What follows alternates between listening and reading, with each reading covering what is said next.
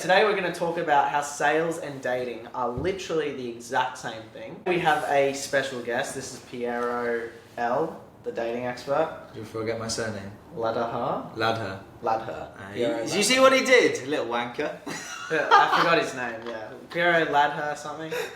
So yeah. The best way to think about dating is to really compare it to what it's like to purchase in a high-end shop, especially a high-end Rolex shop or a watch shop, right? And it's the exact same. When you do your sales calls, you want this guy, right? I walked into Orlando's apartment and he just piffed a guy for 6K. So, well, congrats on that. Yeah. But he was thankful to buy from you. And he was like, this is really good. I'm happy to buy from you. But you're selling. So what you've been able to do, because you're very good at sales, is flip the buyer-seller dynamic in your favor. So essentially, this person's come on a call to buy from you, but at the end, he almost sells himself. Those are the best types of sales calls. Yes. And a lot of what you do is you push and push and nudge someone until they end up qualifying themselves to you and selling themselves to you, right? Yeah. And a lot of that is to do with human psychology. With really attractive females, right? And actually all girls, but I like to focus on the attractive ones because I want you with a baddie. With those, it's very similar, right?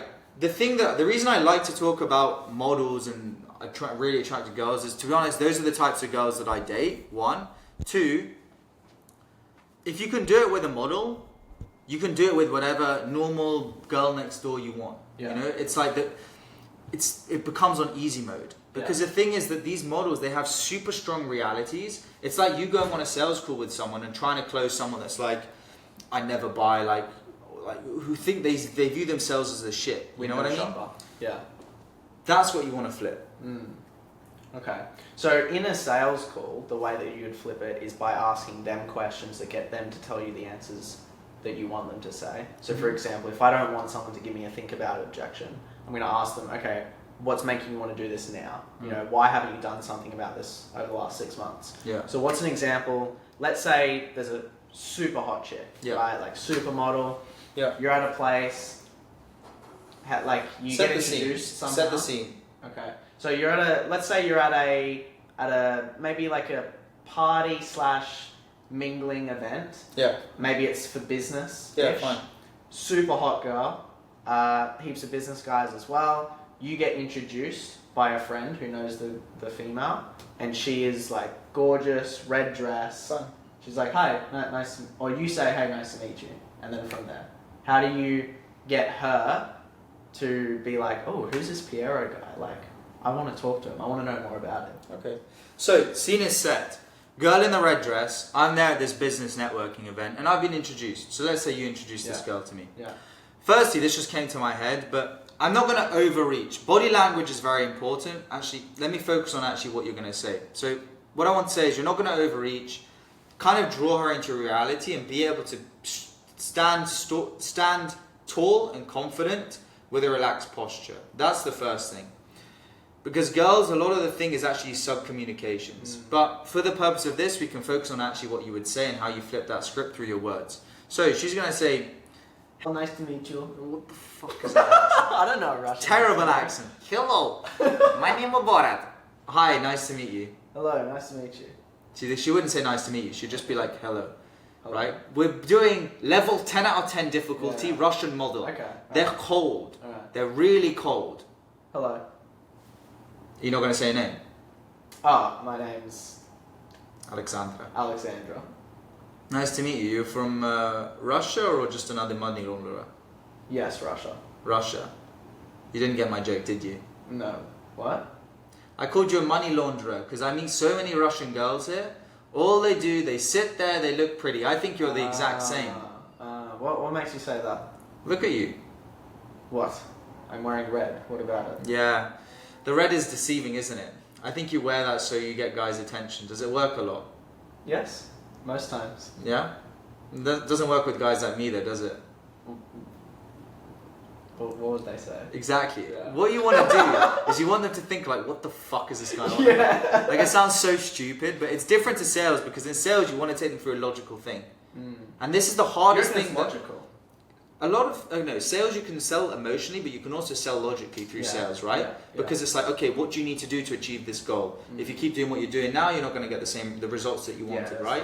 A lot of it, you can do complete logic-based selling with no emotion and close, right? If you're really good at the script.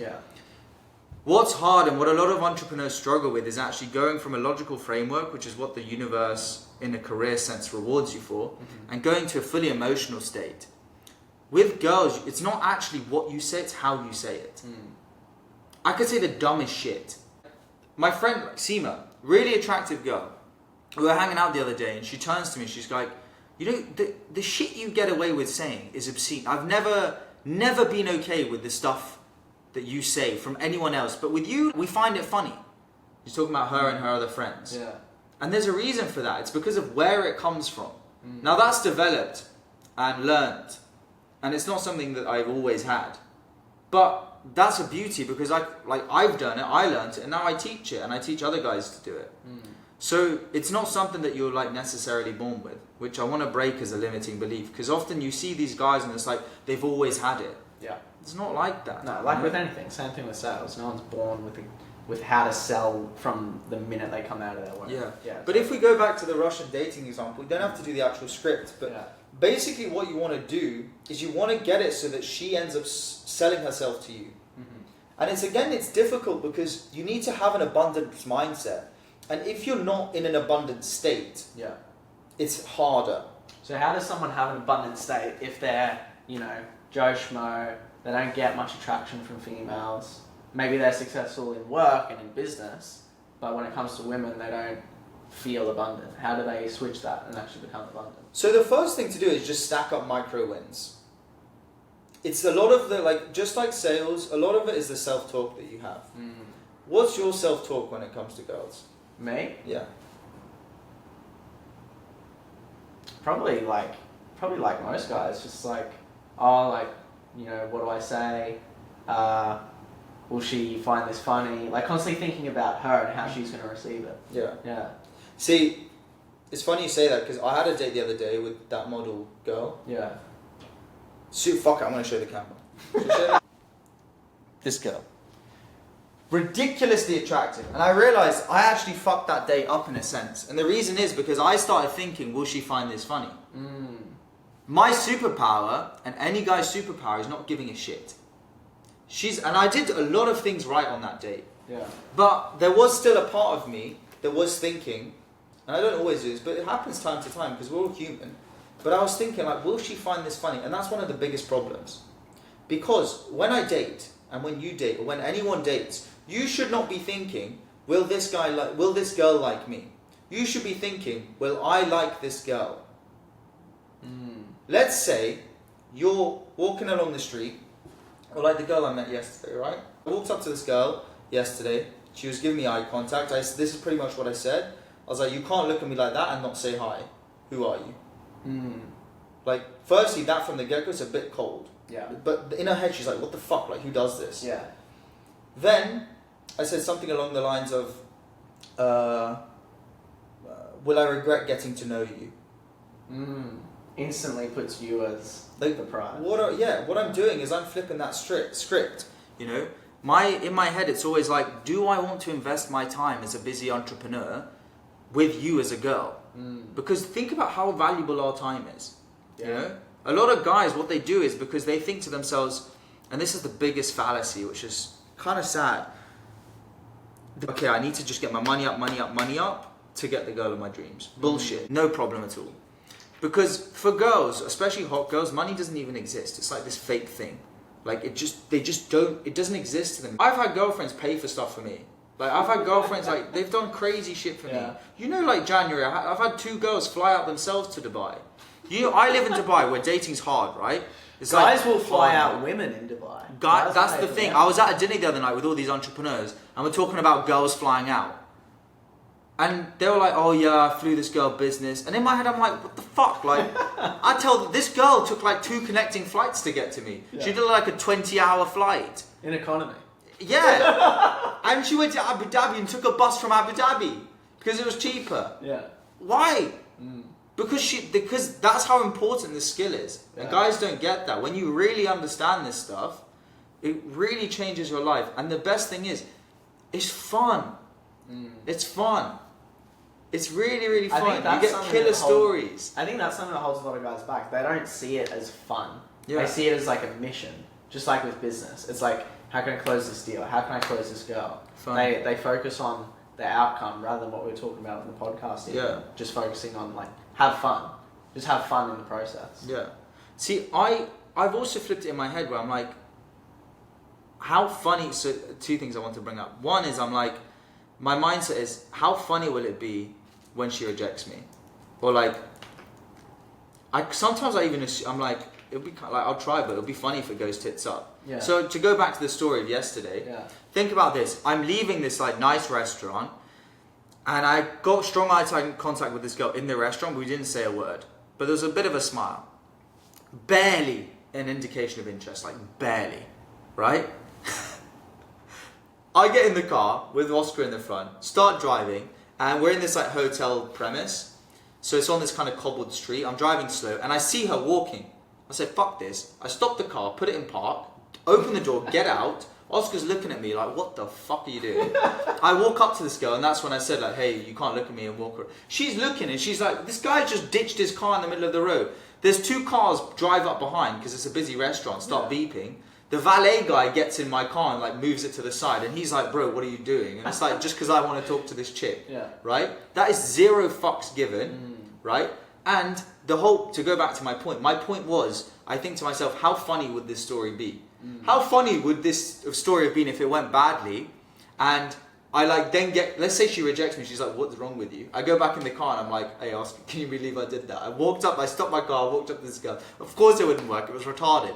But guess what? Of course it did work because I'm a G. So I walked up, got her number, now I'm seeing her tomorrow night. And for her, she's like, who is this guy? No one would have the balls to do that. Who Even does guys that? that are making millions of dollars. No one. How And that's do what differentiates you. How did you... So most of what I see in that is just sheer confidence though. Like, yeah, you can talk about what you say and like how you approach and all that, but it just comes from this sheer self-confidence. Yeah. So how did, for guys that don't have that, how did you develop I'm really glad you brought that up. So I wanted to touch on this point before. One of the most important things when you're starting from a non-abundant state, right, is you want to get to that state of abundance. Because for me, I'm in that state of abundance, so I just don't give a flying fuck. Like this Bali girl, I'm literally texting her like, don't come to Bali because I'm going to be with other girls. That like, I saw the DMs, guys. Like, it's wild. Yeah. Everyone's on red. And my point is that I wasn't like that before, but what I did is I stacked many, many micro wins. And that builds something called your winner effect. For you do sales calls, right? When you have a period of like, let's say you have 3 months of no sales, you probably feel pretty shit. Yeah. But you can't let that energy affect you. One. 2, what you can do is maybe focus on selling like a smaller ticket or like just like an easier sale. Wins on the you know, all you want to do is just get the ball rolling. And for you as a guy, it's a lot about the internal narrative. So if you're watching this, you don't have to get the number or anything. Just start speaking to people. Yeah. Right. Even like, that's a win. In the receptionist, start speaking to her. When you're out there with the cashier, you can just say something as simple as, hey, like, you got a really nice smile, by the way. I hope you have a lovely day. Right? Something as little as that. Or even before that, just holding eye contact with a pretty girl. Not breaking first. Yeah. Smiling. Like, hold eye contact and then smile. Then the narrative you want in your head is, man, I'm cool. I did that, you know? Like, after you do a sales call, you feel like a G. You're like, fuck yeah, I did that. Yeah. It's the same, and you just start with baby steps. So it starts with like, oh yeah, like, I'll tell you my progress. Oh yeah, like, I smiled at that girl. Then I said hi, and then I went and tried to get her number. It didn't work, but fuck it, I tried. How many guys try and get a girl's number? Who the fuck, like, without being drunk. Yeah. Yeah. And I'm also teetotal. I don't drink a single drop of alcohol or do drugs. Yeah. Except nicotine and caffeine because they're miracle drugs. This guy will literally go out sober and do all of this stuff, which even guys that are drunk don't have the confidence to do. I outgame drunk guys. And like drunk guys it's easy because you're numb to the voices in your head. Yeah. But yeah, so let me keep going through that like progress. Then you try a few more times, then you ask a girl and she says yes. Then you go on a date, just from cold approach. This stuff, it all stacks your wins. Now that's like the long-term thing. Another thing that you can do is like spend time with guys like me, or like build a good community of friends, guys that hype you up, that build your confidence. We'll go out and I'll hype you up, you know? And that also helps. Again, it's your winner effect in another area of life, but it transitions across, right? Sometimes you just need someone from the external, sometimes you just need someone externally just to remind you, bro, like you got this, like you are a rare individual. And it's crazy because all of these entrepreneurs that I speak to and I want to work with, you realize how rare of an entrepreneur you are, or how rare of a breed you are. Like you yourself, you're what, 22? 23. You're 23 and you make a lot of money a month. That's so rare. You're in good shape, you're funny. Loss. Yeah. It's fucking her loss. Yeah. Even that girl, I told you, she hasn't texted me back yet. 100% that is her loss. Because I know that if she was my girlfriend, I'd be an incredible fucking boyfriend. Yeah. And there aren't as many like good guys like me that could be funny, make good money, take her around the world, go on adventures with her. Yeah. So when you truly have that internalized, it fully flips the script. No, that was amazing. I'm out of words. I actually watched the Charlie Morgan video that you reacted to, where basically, if you guys don't know, Charlie Morgan, very successful entrepreneur, lived in Dubai for a few years, left Dubai, made a video detailing why, and one of the reasons was the dating market. And you made a video basically disagreeing with it. So that's a guy who's obviously very successful, left Dubai because of the dating market. What's your take on the dating market in Dubai? Look, I think this is the perfect analogy.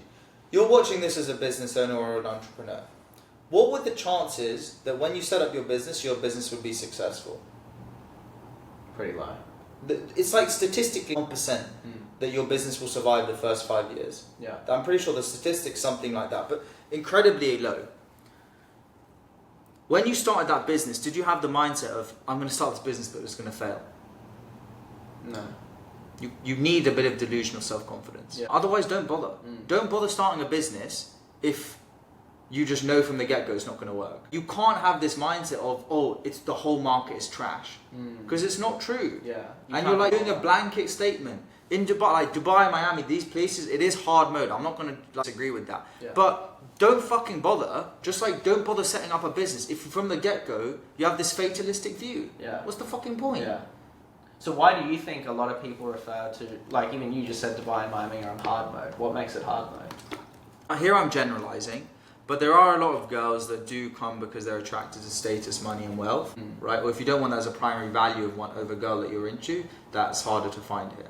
But what I said in the Charlie Morgan video is someone like him with resources, like I'm doing this with no resources, and I really meet lovely girls who are very pretty and have good traditional family values. Now, if I was Charlie, I'd just start hosting events for the type of stuff that I care about. For example, if I care about fitness and yoga and health, I would start doing weekly yoga classes at my villa on the Palm. He had a villa on the Palm. Imagine that. That would go like not viral, but you could instantly have like 20, 30 girls begging to come to your villa every Sunday morning. Because what you do with a yoga thing, you filter out nightlife girls. If you do it like Saturday morning, you're getting rid of girls that go out Friday night, right? A lot of them. Yeah. So that's one thing. Also, you don't just do it a one-off. You do it for like a month. So you see the girls that consistently come. You can see how those girls interact with each other, and you bring in friends as well, and your friends too. And you don't just do a yoga. If it were me, I would do a yoga class or something like that, Pilates, followed by a brunch where everyone's cooked for, right? That's actually a really nice memory. I would love to have gone to that. That's such a cool way to get to know people, and it's such a cool way to actually see what someone's true values are. Because people won't show it off the get-go, but over a month period, you'll see what people are more like. Yeah, you know how to filter them. Yeah, and then you can also filter them if you want to do it at scale. For me, so I started doing charity work here. I care about generosity and kindness as a real important trait. And if a girl is kind enough to give up her time for charity, for random people, she's probably a pretty good person. You stack that with the health. Then you go on different dates with her if you're actually interested in her. And just like anyone, you can kind of peel back this onion. There are different questions that you can ask when you're on dates with girls that also can kind of reveal people's true colours. And that's how you can do it. It's so similar to sales and marketing. Literally, in marketing, you've got a funnel, right? You can't you can appeal to everyone, but if you do that, you've got to have some sort of filtration process. Or you can speak to your ideal avatar, your ideal client. So for you, like if you want a girl who takes care of her health, you organize an event that's related to health. If you wanted a girl that cared about fashion, you'd have some sort of fashion thing, or maybe a dress code. I do want to get into fashion later on in life. Yeah. So you can sort of filter for all these things. That's crazy. That's cool. And I give this breakdown because if you're an entrepreneur and you're super stacked for time, but you have money, you can set this up at scale like that. And if you wanted to connect with other entrepreneurs, other successful guys, I mean, naturally women are a value add to events. Like that guy you showed me who hosts those events, all I see are just like beautiful women in his photos. But some super successful guys will pay ridiculous amounts of money to go to those events because the women are there. So something I do that I don't see other guys do is I take girls to, this girl from yesterday, where am I taking her to tomorrow? Very nice. A networking event. Okay. I take girls to networking events. Why? One, I can see her with other people. Two, I walk in every week with a different attractive girl to the same networking event. These guys are like, who the fuck is this guy? Yeah. Yep. Yeah. This Tuesday that I just gone, there were two guys I wanted to meet, and I walked in with this beautiful girl and went up to both of them straight away, and they were just like, it's a pattern interrupt, isn't it? I walk around sometimes with like 4 girls. Now they're my friends, but other people don't know that. Yeah. And then it's obviously also good for women because it's, what is it, pre-selection? Yeah, pre-selection. Other girls are with you. Yeah, they see other girls laughing at you, having a good time with you. You know, they pick up on that. You know. And guys, like honestly, if you want help with this, like I have hung out with a lot of successful guys that make ridiculous amounts of money, and they are not good with women. Piero, like he's a fucking G, and he's not a multimillionaire, right? He's not a multimillionaire. He doesn't have like some secret. He's a normal guy in the best way possible. And he literally pulls 10s. Like, if you guys saw some of the girls that he pulls, it's insane. Good life. So, if you're a successful business owner, entrepreneur, and you want to, like, not just be successful in that sense, but in your dating life, in other areas, like, I wouldn't recommend anyone else. If you understand this too, it also helps you with sales, other areas of business too. You'll make more money and have more fun time doing it. The best closers, the best business owners have hot wives. See you in the next one. Appreciate that. That's sick. That was cool, bro. That's really a banger.